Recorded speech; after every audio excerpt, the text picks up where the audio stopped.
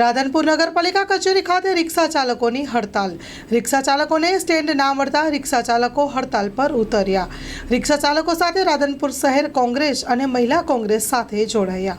Story report by Prahlad Thakor, Radhanpur. અમે આજે અહીંયા રાધનપુર નગરપાલિકા અને વહીવટદાર જોડે એક માંગને લઈને બેઠા છીએ. માંગ અમારી એવી છે કે ગઈ દિવાળી પહેલાં અમે રિક્ષા એસોસિએશન દ્વારા ત્યાં અમે એક આંદોલન કરેલું અને ત્યાં અમે હડતાલ પણ પાડેલી. રાધનપુરની અંદર 700 રિક્ષાઓ આવેલી છે. 700 રિક્ષાઓ છે જે બાજુનું આપણું અહીંયા કાંકરેજમાં થરા આવેલું છે. થરા જો એટલું નાની સિટી હોવા છતાં ત્યાં આગળ રિક્ષાઓ થોડી છે, છતાં અમને ત્યાં સ્ટેન્ડ મળે છે. તો રાધનપુરની અંદર 700 રિક્ષાઓ છતાં રિક્ષા સ્ટેન્ડ કેમ નહીં? અને બીજું એ કે વારંવાર રજૂઆત છતાં અમને નગરપાલિકા વહીવટદાર દ્વારા કહેવામાં આવેલું કે તમે તમારું એસોસિએશન બનાવી એનું રજિસ્ટર અમને આપો. તો અમે એસોસિએશન બનાવ્યું. 1 વર્ષથી અમે ગરીબ લોકોએ પૈસા ઉઘરાણું કરી અને ખર્ચ પાડ્યો. લોકોએ એસોસિએશન તૈયાર કર્યું. અમે રજિસ્ટર નંબર બી આપ્યો છે. કલેક્ટરમાં રજૂઆત કરી છે, નગરપાલિકામાં રજૂઆત કરી છે, પોલીસ સ્ટેશનમાં રજૂઆત કરી છે અને રાધનપુર મામલતદાર સાહેબને પણ અવારનવાર રજૂઆતો લેખિત મૌખિત કરી છે.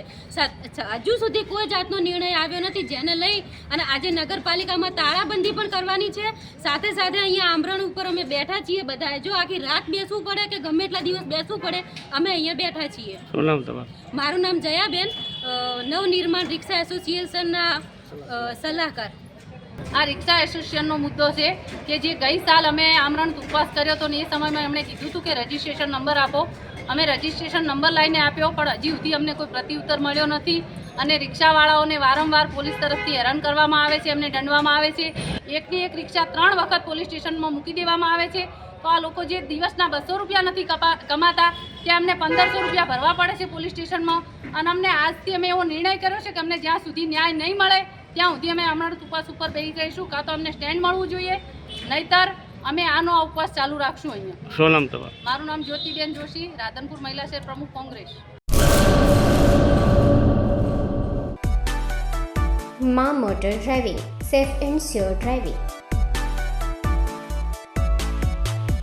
ડ્રાઇવિંગ એ શોખ સાથે આપની મોટી જવાબદારી પણ છે. અમારા ઇન્સ્ટ્રક્ટર દ્વારા સચોટ અને સરળ માર્ગદર્શન.